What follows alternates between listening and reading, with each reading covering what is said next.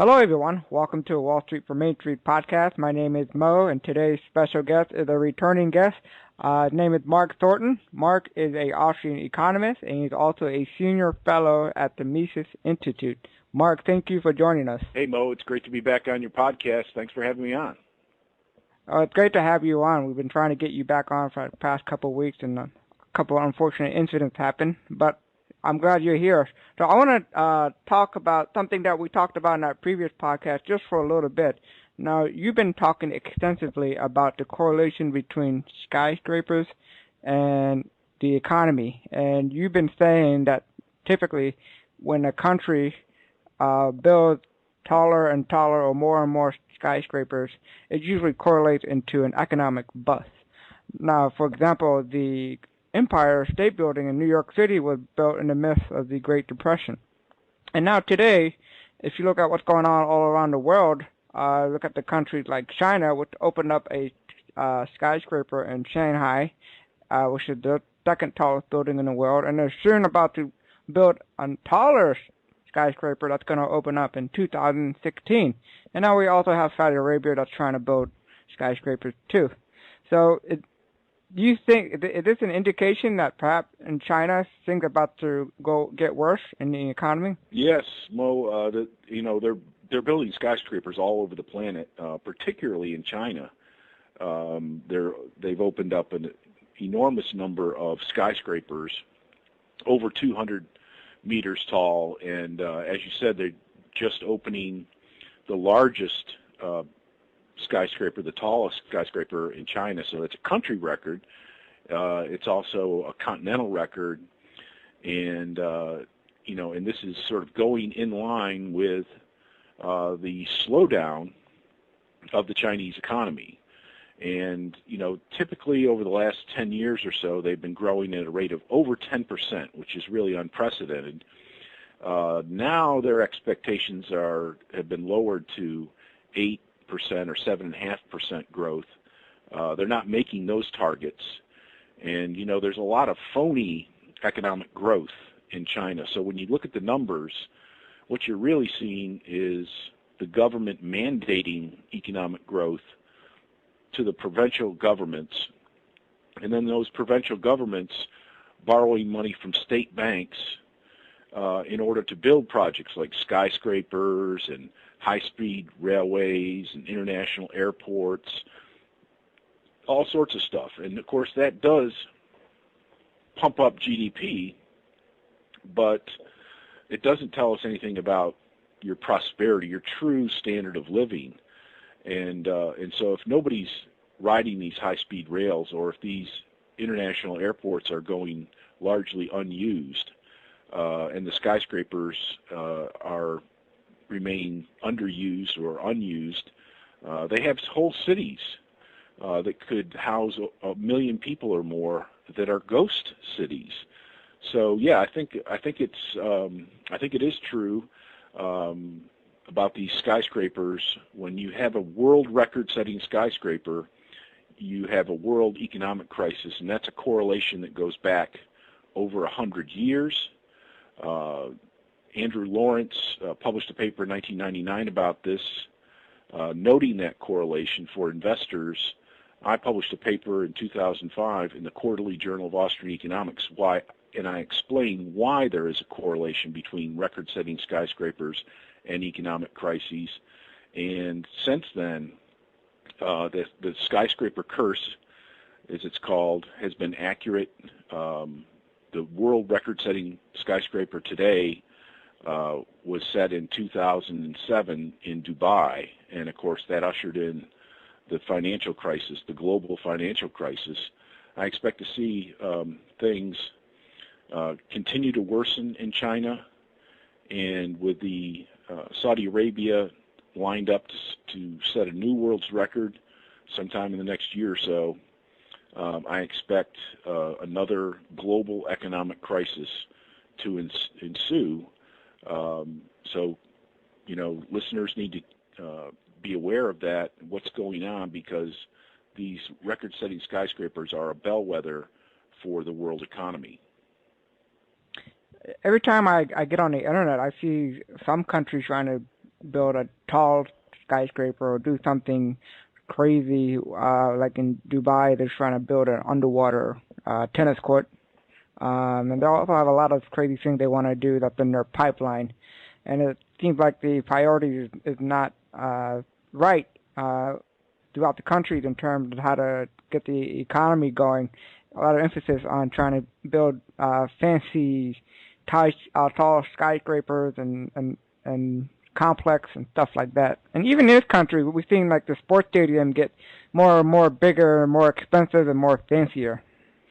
Yeah, the skyscraper is not the only indicator of the craziness that can occur when central banks set interest rates artificially low. These artificially low interest rates that are brought on by central banks are meant to, or at least we're told, that they're meant to stimulate the economy and create economic growth, so on and so forth. But what they do really is distort financial markets, and they lead investors and entrepreneurs into all sorts of bad ideas and bad mistakes that make them just basically too optimistic about their prospects. And so, yeah, you see corporate headquarter buildings go up and sports stadiums go up. Now, of course, those things are going to be built anyways, but they tend to cluster in certain points in time when these artificially low interest rates occur in the economy. But of course, the investments are miscalculated, and so you see errors cluster a few years later when the corporate headquarters is too expensive, the company's not doing well. Enron sponsored the stadium in Houston, paying hundreds of millions of dollars just to get the name on the stadium. Well, that of course collapsed. In New York City a number of years ago, the Citibank named the new Mets stadium, and if it wasn't for the government bailout, of course, Citibank would no longer exist. And so all of this, when you see crazy type building going on, it's usually caused not by some crazy person or some crazy CEO, but by the central bank's interest rate policy. And so, now that we have been living in a world of more than 7 years now of zero interest rates from the Federal Reserve, quantitative easing, pumping up the banks, and this is not just a phenomenon in the U.S., but it's also in the European Union, it's also in Japan, and it's also in many other countries around the world that are trying to keep up with the major central banks and their zero interest rate policy. So we have a very, very dangerous economic environment out there, and it's all brought upon by central banks. And so when Janet Yellen gets up to talk, you ought to be very cautious at believing what she has to say, because the Federal Reserve, as I've written about, is basically a con game. It's meant to be a confidence game where the Fed provides artificial confidence to investors and entrepreneurs that leads them into making bad investments. And if it wasn't for the artificially cheap debt, all these skyscrapers and stadium and office building could not be built. Yeah, you wouldn't see that type of thing going on, or at least going on as much. Obviously, there's a reason to build taller. As land becomes more expensive, naturally, builders will want to build multi-story buildings. And so there's a natural inclination to building higher, especially in places where land prices are very high, like in Manhattan. But it's the artificially low interest rate that both drives up the price of land and reduces the cost of building higher. And so the Fed is unknowingly creating these incentives to build bigger and higher and more glamorous type structures throughout the entire economy. So even here in little old Auburn, Alabama, if you go around and look at the tallest buildings, you'll see that most of them were built in 2005, 2006, and 2007, and during the housing bubble, and most of those projects went belly up during the financial crisis. So it's not just the world record-setting skyscraper that it comes into play here. So don't be misled. It's not the actual building of the skyscraper that causes an economic crisis. It's just that the incentives created by the central bank are such that it's influencing investor and entrepreneurial behavior and decision making throughout the entire economy, whether it's in Dubai or Manhattan or little old Auburn, Alabama. The Fed is having this bad influence on decision making that ultimately leads to a cluster of entrepreneurial errors once all these projects have been built, once they come online, once all this excess capacity is revealed and is unused, and the projects go bankrupt, or at least they don't make as much money as they thought they were going to. And so it's even though we call it the skyscraper curse and we refer to the one building, it's really behavior throughout the entire economy that's being affected here. I agree. The central bank is sending false signals to entrepreneurs and corporate, which is causing misallocation and also making the incentives out of whack. So I want to shift gears here and talk about what has been happening since the 2008 financial crisis. It has been almost 7 years since the crisis, and yet we're not seeing any major improvement in the economy. Do you believe we would have been out of the recession a long time ago if government had not intervened? Yes, and if you go back and you look at the history of American business cycles, what you see is that economic crises are typically short-lived, and so you get this big collapse in the economy and then a quick revival. And the question is, why do you have a quick revival most of the time? And then there's some of these crises that lead to economic depressions where the economy remains in poor conditions for a long period of time. And even though our unemployment rate in the U.S. is below 6%, we still have an all-time record number of people without jobs or with only part-time jobs. And so the unemployment rate in the U.S. has only come down because people have been taken off of the workforce and been eliminated from that part of the equation that determines the unemployment rate. So we're still in difficult economic circumstances, and next time Janet Yellen comes up, she's going to say that things are not as good as she'd like to see them, and therefore she can't raise interest rates. Okay, so what's the reason for these prolonged economic depressions? Well, it's basically because of government intervention in the economy. And so when you get monetary stimulus in the economy, you keep bad businesses afloat, and you basically keep them off of the marketplace. You keep labor in place that otherwise would become unemployed. Stimulus, fiscal stimulus, bailouts, all of those kind of interventions in the economy keeps the economy sick and prevents it from recovering. And so in the 1930s, we had the New Deal of Hoover and FDR, which kept the economy sick.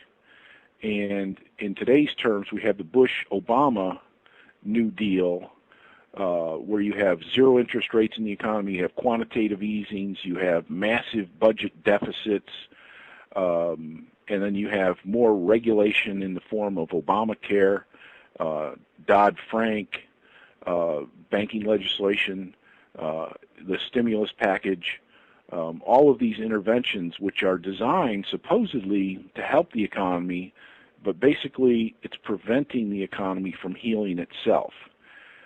You'll notice that mainstream neoclassical economists, central bankers, and politicians are deadly afraid of what's called deflation, or falling prices in the economy. But deflation is actually what helps cure the economy. And I know, Mo, you know this, but the idea here is that if an economy collapses, the thing that's hurt the most is capital prices. So stock prices fall, the value of real estate falls, the value of land falls by a huge percentage. And then, of course, labor is also hit, so wages fall in a deflationary environment. But the one thing that doesn't fall very much is consumer goods. So food, clothing, and shelter, the demand for them is going to exist in the economy. And consumers are still going to buy food, they're still going to buy toothpaste, they're still going to buy toilet paper and a variety of other things. So if you look at this deflationary environment, what you see is capital prices, real estate prices, all of those fall by maybe 90%. Labor falls in double digits. Consumer goods fall in single digits. So when you look at that kind of price environment, it is the proper environment for entrepreneurs to step in and say, hey, I could take this capital, I can take this machinery, I can take this warehouse, I can take the storefronts, real estate, I can hire labor, labor is abundant, and we can put it all together and make consumer goods and make a huge profit off of it. So deflation, typical economic crisis deflation, is the type of environment where entrepreneurs can put capital and labor back together and make profitable consumer goods for people. And so neoclassical economists don't recognize that fact. They don't understand the price system. They look at aggregate prices like the CPI, where you can't really see what's going on in the economy. And so they're just afraid of deflation in general because they associate deflation with economic crises, not knowing that the cure for the crisis is actually the deflation. So Austrians embrace deflation, whether it's just the typical ordinary 1, 2, 3% per year, or whether it's the quick, dramatic type of deflation that you see in an economic crisis. James Grant is an Austrian economist who works on Wall Street. He just came out with a book called The Forgotten Depression of 1921, something that Austrians talk about quite a bit, but everybody else is ignored. It's not in the American history textbooks anymore. But after World War I, we had an economic depression that started in mid-1920, and it ended in early 1921. It was a short, sharp, dramatic economic crisis that caused prices of commodities to fall dramatically, stock prices dramatically. A lot of labor was unemployed temporarily, but the economy recovered so quickly that the crisis never got a name. It soon fell out of the American history textbooks because nobody did anything. The president, Harding at the time, basically did nothing. He ordered budget cuts in order to make sure that the budget was balanced. And so instead of running a huge deficit, he required government to do what everybody else was doing, which was cutting their expenditures. And the economy quickly recovered, and economic growth was reestablished in less than a year. And so the Austrian recipe for economic recovery in these crises is to let the crisis happen, to reset prices in the economy, to reallocate labor and capital to where it's most highly desirable and profitable, and you'll get an economic recovery. But of course, the economists in charge, the politicians in charge, Obama was brought up with the college education of Keynesian economics, and of course Ben Bernanke and Janet Yellen and Paul Krugman and all the rest have an MIT Keynesian mindset that sees deflation as something to fight against in every conceivable way, and they've really wrecked the economy, and they're going to leave us with nothing really but a huge national debt, almost double today what it was before the economic crises, and a lot of very disaffected Americans who've been not helped by this, but have been, in many cases, driven into bankruptcy as a result, losing their job and so forth. So it's been nothing but a tremendous burden on the average American, whether they're a senior citizen trying to get by in retirement, or whether they're a college student who has tremendous debt and not many good job prospects out there in the economy for them. So it's a total disaster, and only the Austrian approach is going to be successful at establishing a true, real recovery in the economy. Yeah, and the government has been able to keep the game going by doctoring the CPI numbers and the unemployment and the GDP numbers as well. Yeah, I mean, if government spends money, GDP goes up, but it doesn't necessarily translate into a better standard of living. You know, if government is out there just spending money, on projects and on the military, that's not something that feeds us or clothes us or houses us, or who makes our life better. And the CPI and GDP aren't really a reflection of our standard of living. The unemployment rate is not a true measure of how well labor is doing in the economy, because we have a smaller workforce because people have been out of work for so long. We have more people working part-time than ever before, and we have people working in jobs that they are overqualified for. And so the labor market is very sick.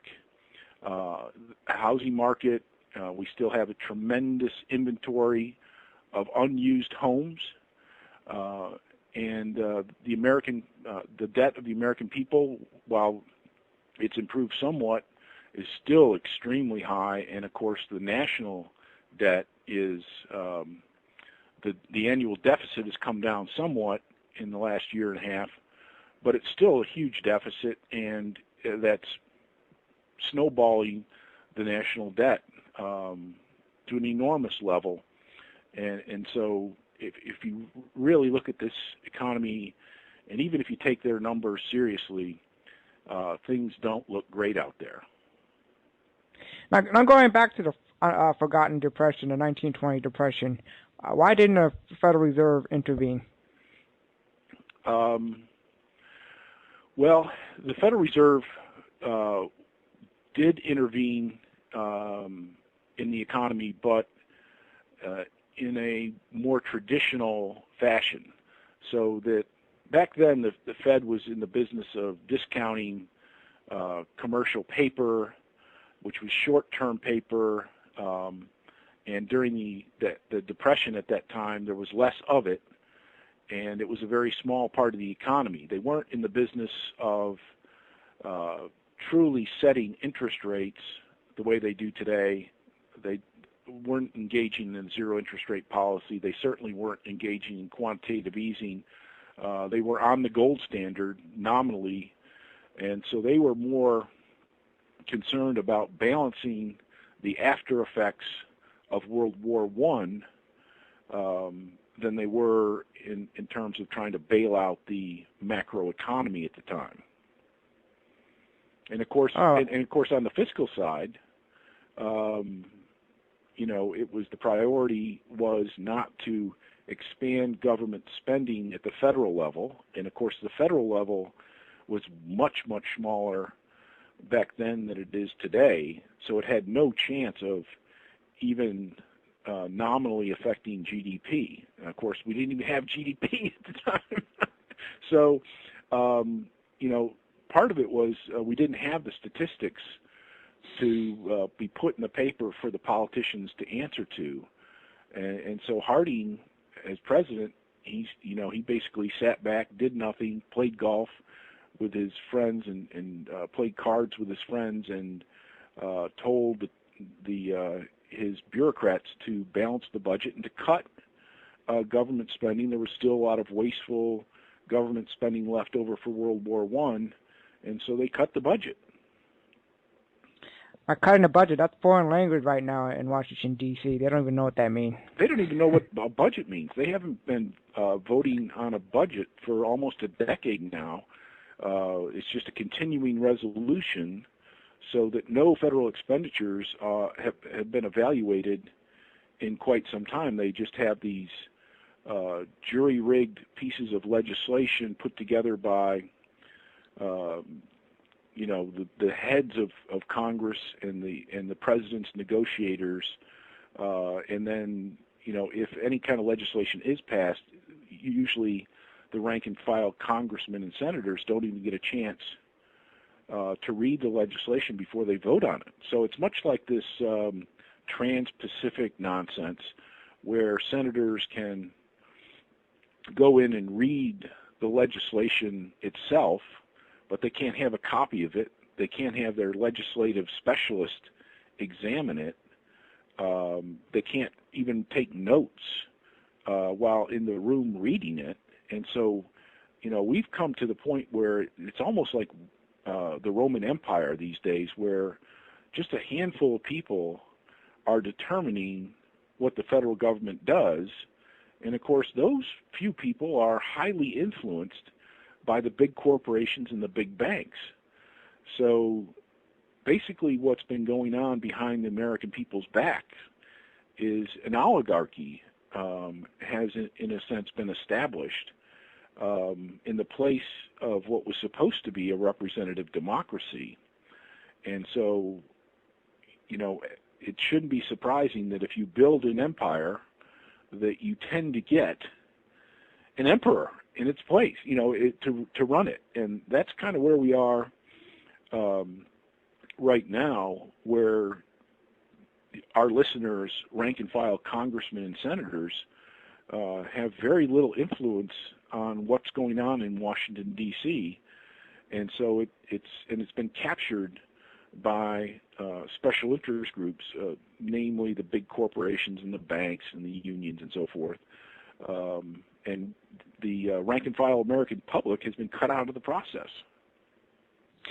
We'll have to see what happens in the 2016 election, whether people shift their sentiments and views toward a new party, or they're just going to keep the game rolling and vote for the same people that had the same mindset and methodology of how to govern. Yeah. So we'll see. Yeah, I don't know how 2016 is going to turn out, of course, but ultimately what's got to happen if we're going to have a chance here is that the types of things we've been talking about on today's show and the types of things you typically are reporting on need to be known by the majority of the American public so that we collectively and ideologically stand up to this nonsense and say this is no longer going to happen, whether it's party A, B, or C, whether it's politician X, Y, or Z.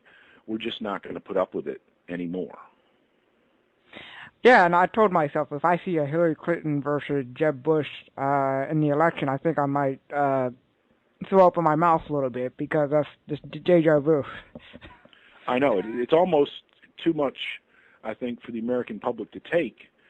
But I think that actually a Bush-Clinton rerun would probably open more people's eyes than we could open in a short period of time, and hopefully they'll realize that they're not really being given a choice here, and the differences between a Jeb Bush and a Hillary Clinton are microscopic, and the direction of the federal government would change incredibly little from its current course if either one of them was elected president, because they just represent basically the status quo, and so you shouldn't expect, federal spending under a Bush administration to differ from that of a Hillary Clinton administration at all. You might see one budget go up 1% and one budget go down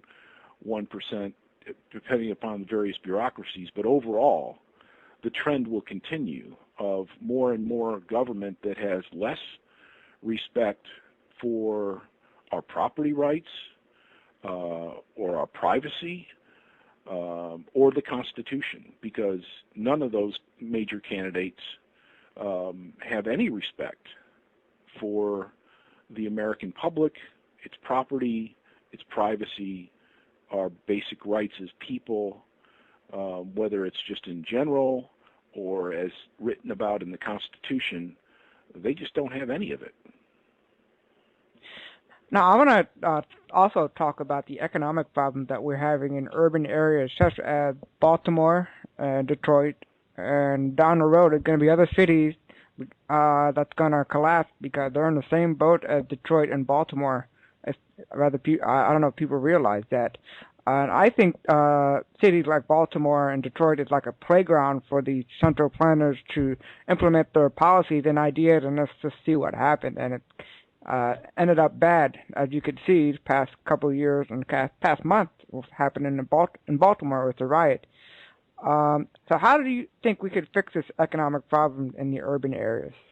Well, Mo, I get this question quite a bit, and so I decided to write about it this month on Mises Daily, Mises.org, about not so much about what caused it, but actually laying out some solutions. The general cause is government. Too much government run amok with both its spending, its taxes, its requirements and regulations, welfare, and so on and so forth. And Detroit, of course, is on the leading edge of these problems because Detroit started experimenting with socialism at the local level right after World War II.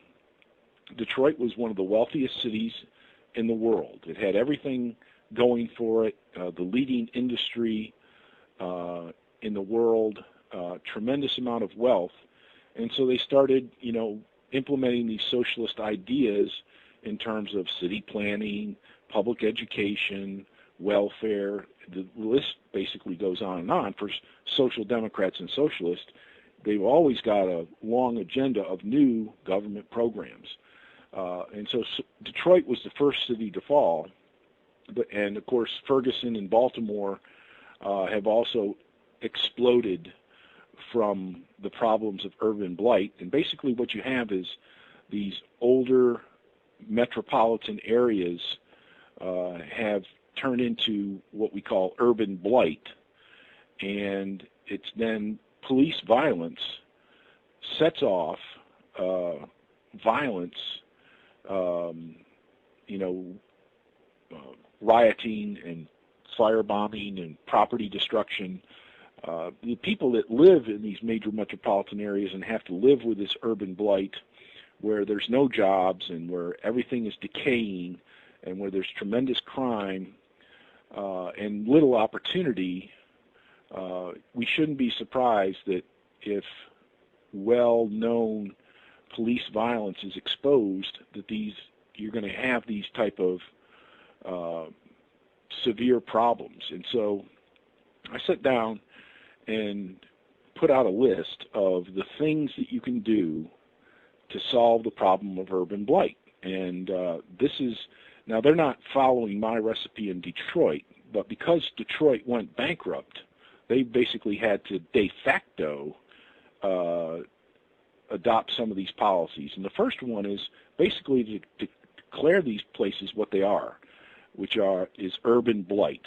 And so if we allowed these inner cities to declare themselves urban blight status and allow them to not enforce the minimum wage law, for example, and not to enforce licensing requirements, and to not enforce property taxes and sales taxes in these urban blight zones, well, this would immediately give a competitive advantage for labor in those zones. So if you didn't have to pay the minimum wage, you didn't have to have a license, you didn't have to charge sales tax, or you didn't have to pay property taxes, all of a sudden some of these properties, whether it's stores or old factories or warehouses or whatever they are, all of a sudden they're going to attract jobs, and jobs is what is really needed to gainfully employ these people, and so they're not committing crimes.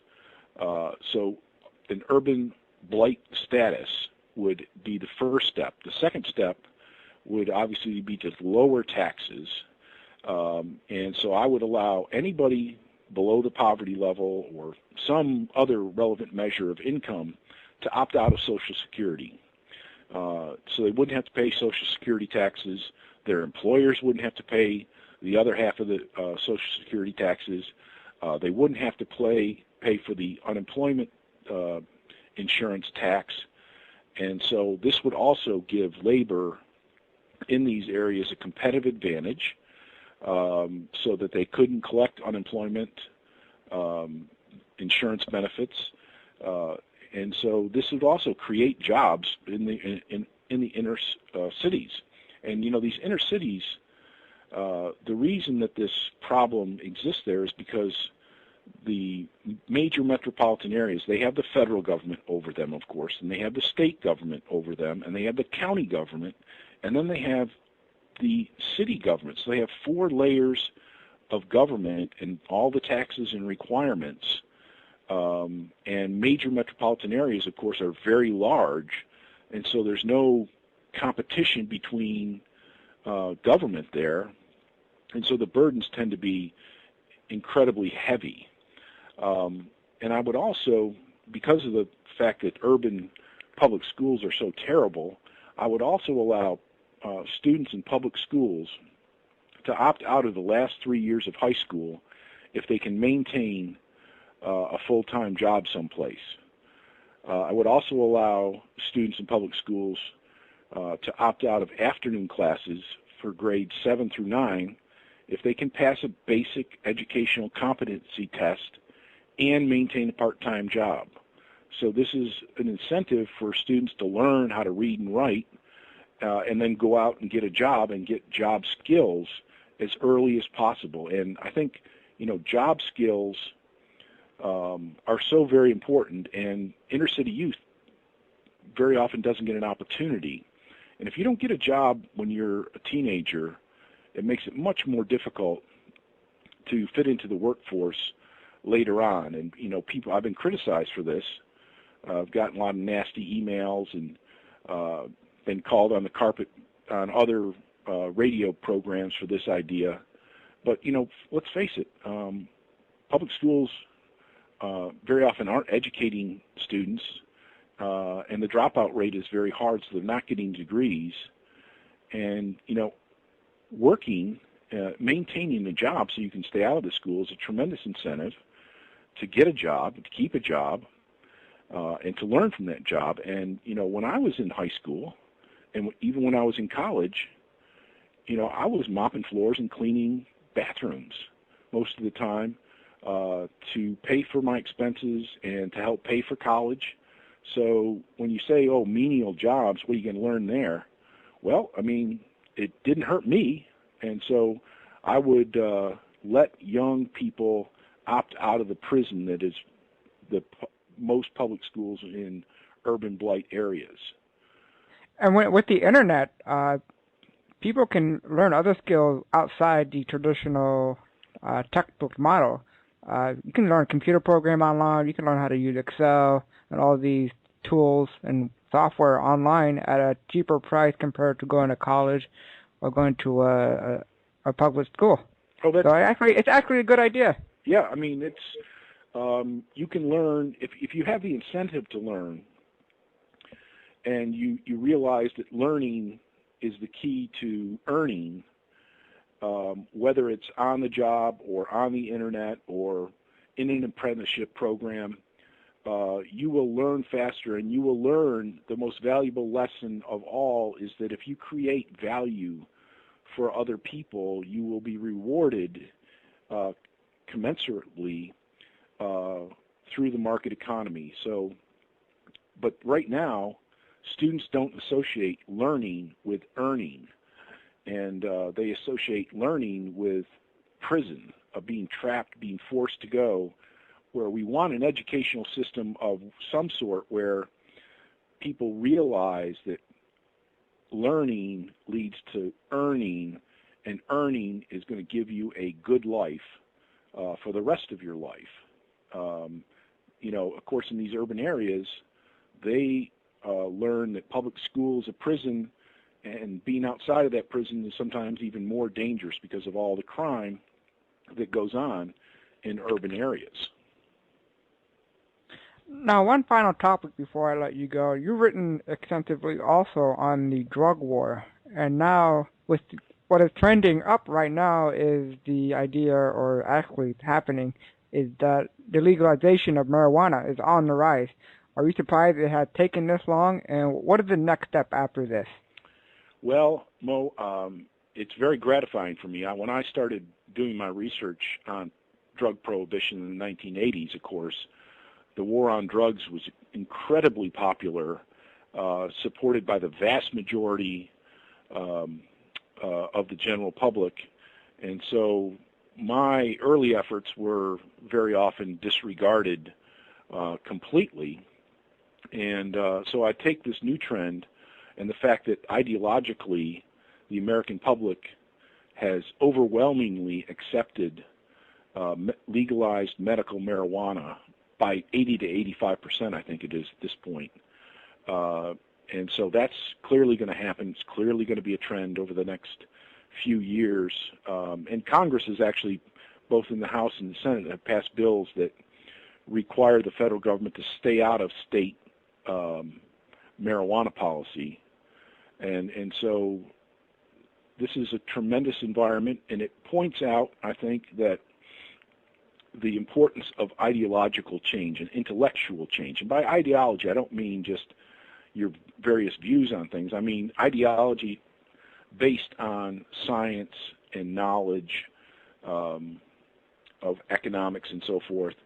The American people have turned ideologically from drug warriors to opponents of the war on drugs, so that the majority of Americans now support, it's close to 60%, support legalized recreational marijuana as well. So these are trends that are going to play out politically over the next few years.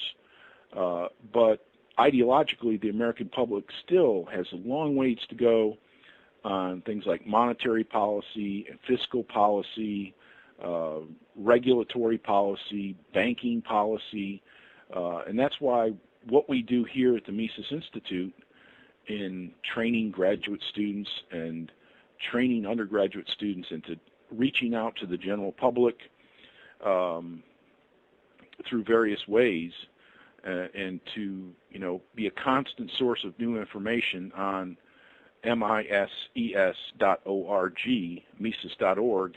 It's a constant flow of new and useful information to change the ideology of the American public. We once were a country of libertarians, and then since the progressive era in the early part of last century, we've been increasingly statist and nationalist and fascist in this country. And so clawing back that ideology and setting it on a firm foundation of libertarianism is what's going to be necessary to fix not just the drug war, but all of these other crazy wars, welfare, the war on poverty, the global empire of military bases. We've got a lot of problems yet to deal with, but we're winning on things like the war on drugs and the war on marijuana.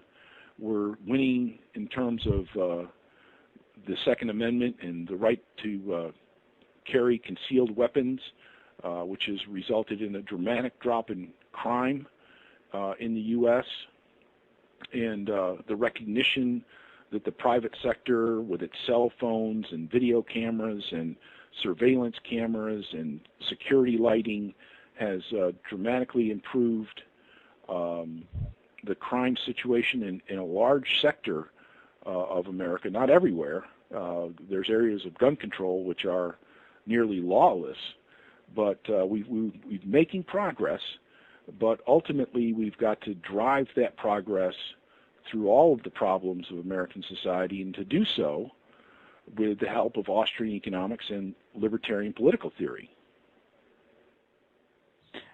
Well, Mark, well, I have a lot of other questions, but I'll keep them for our next podcast. But thank you for coming on. It was fun. It was a lot of fun, Mo. It always is. Thank you very much. And if people want to find out more about your work, where can they go? Well, MISES.org is the largest economic web page in the world on Austrian economics and libertarian political theory. We have, the daily article, the Mises Daily. We have journals. We have books. You can download free PDFs of many of our books. We have, just tremendous amount of audio and video lectures. And so the number of resources is seemingly endless. So you can go to Mises.org and you can type in, search my name or any subject that you're interested in and get a lot of valuable information. You can follow me on Twitter at Dr. Mark Thornton. That's DrMarkThornton. The Mises Institute has a Facebook page that's a lively place. I encourage everybody to go there and like us. You can follow Mises on Twitter at MISES. There's a LinkedIn page that's devoted to us and all sorts of social media. So just come to our site and get signed up for the Mises Daily and follow us on Facebook and check us out. Okay, great. Well, Mark, thank you for coming on. Great, Mo.